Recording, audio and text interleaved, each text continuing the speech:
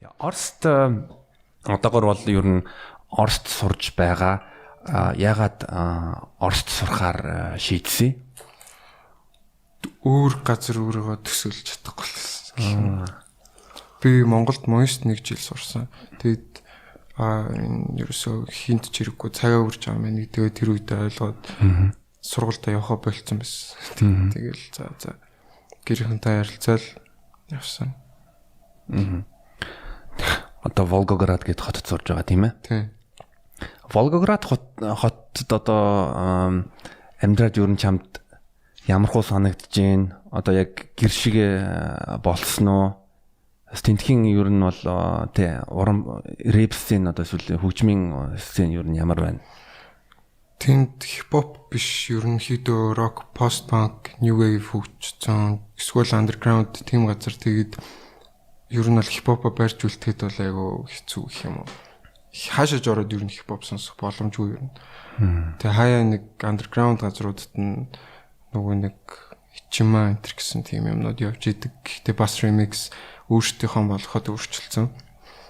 Ерөнхийдөө гэр шиг болцоо тийм. Бас жоохон утцсан. Тэгээд хот нь бол гэхдээ бас жоохон Орос биш нөгөө нэг дайны үед олзлогдсон германууд барьж өгсөн болохоор герман жоохон тайпны стил нэг тийм хот. Тийм болохоор тэгээд хоёр газар байгаа юм шиг санагддаг шүү дээ. Герман тэгээ Орос хоёрт дайлаланд нэг зэрэг байгаа юм шиг. Тэгээ ирлиз Германы ирлиз хүмүүс их байдаг. Харин тийм Сталинград гэдэг ер нь түүхэн баримтат кино байгаа 2 дугаар дайнд яг тухайн үеийн Сталинград, Волгоград гэж ер нь Сталинград гэдэг нэрлэлтэй яг нөгөө Волга голын хажууд байдаг болохоор тэнцээчин ер нь бол тухайн үеийн зөвлөлтийн айран бол нэлээд германуудтай үзжиж ер нь халуулсан тийм ганц байшин босоор үлдчихсэн бусад байшин норж исэн. Тэгээ чи бас нэг юунд Insight подкастн дээр ярихдаа одоо хаврын амралтаараа ер нь Москва руу явдаг. Тэгээд Москвад ер нь одоо хаврын амралтаараа ер нь цагаа яаж өнгөрүүлдэг вэ? Тэнтхийн Оросын ер нь артистууд битмейкерүүдтэй холбоо тогтоосноо. Тийм манай ангид скриптонитийн групп скриптонитийн одоо арын албаны хүн төрсөн дүүн сурдаг надтай зүг. Тэг ерөнхийдөө анх мдэггүй л гэсэн л та. Тэг нөгөө нэг нааг Оросд иж хат би бас гаруудтай би нөгөө студ дээр очиж банк бичүүлдэг.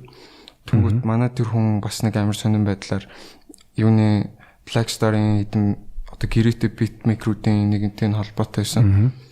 Тэгээд эхэндээ бол нааг ч бас микрофоноор гаж яачаараа. Тийм эхэндээ нааг ер нь мэдтгүй байж байгаа. Тэгээд нөгөө миний чиний дуунууд ер нь байд юм уу YouTube дээр эсвэл өөр газрууд дээр байна уу гэдэг. Тэгээ би яг дуугуудаа үзүүлсэн чинь тийм үү нэг явж сонирхол гэдэг. Тэгээ өөрөө л хийсэн юм шиг л. Тэгээ bijсэн чинь нэг өдөр студид ирсэн чинь чамтай ингээд танилцъя гэж хэлээ. Хингээд тэгсэн чинь нэг битмейкер юм Black Star-ын нэтрийг. Тэгээ тэд нартэй ерөнхийдөө бол юм ярилцч үзээд тэнгуут зорилго нь жоохон таарахгүй байсан гэх юм. Тэрнээс хамтарч ажиллах бол санал нь ирсэн. Яг тэгвэл манай зах зээл рүү бас үзье гэж бодсон юм шиг байлаа. Монголын зах зээл рүү юу? Тийм. Одоо Казахстан руу үзье, Монгол руу, Дундад Аз. Яг тэгвэл одоо бас жоохон хуучраад байгаа. Black Star Оростой бол. Одоо энэ скриптонитийн групп бол илүү гарч ирж байгаа. Дээрээс нь өөр урсгалын хүмүүс илүү Оросч нь тэг сонин хөгжим сонсох төртэй шүү дээ. Тийм. Чи бас нэг юу Instagram дээр хүмүүс ч бас асуулт асуугаад чи хинтэй хамтран дуу имээр ингэнгүүт нь скриптонитыг хэлсэн. Тийм.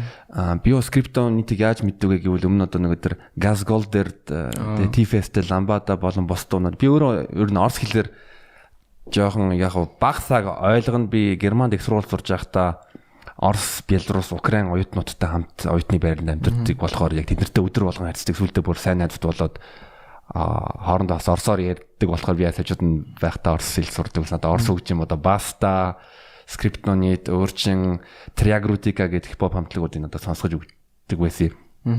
Чи юу н Оросын хипхопын талаар юу юу гэж боддог вэ? Тэгээд ягаад Скриптониттэй дуу хий гэж юу н боддог вэ? Надтай адилхан шиг санагдаад. Тийм. Гэхдээ яг бас судалсан. Тэгээд өөрөө л хамгийн мэддэг. Тэгээд ер нь бол хэлэх гээд байгаа ч юм уу тэр үзүүлэх гээд байгаа санаа бүх юм надад амар ойр санагддаг. Тийм гаргасан цомгууд нь яг миний хийж байгаа цомгтой төстэй юм дараалалтай байсан. Тэгэл тийм надад амар таалагддаг байхгүй тийм. Нохомо. Надад бас таалагдав. Би бас яг тэр сториг ч бас нэг скриншот хийнгүүтээ дараа нь яг скриптийн би нэг ганц хідэн дуу мэддэг байсан. Тэгээ яг чиний хэлдэг шиг өөрөө Москвагийн доор нэг хаус одоо түрээслэгийн модалтай авсан. Тэгэнгүүт нь яг крүүтэйгээр чинэл байгаа л бүх юм өөртөө ингээ хийгээд байдаг. Тийм тэр нэвтрүүлэг байдаг тийм. Үзчихсэн бас. Тийм хоёлаа нэг юм үзсэн байна.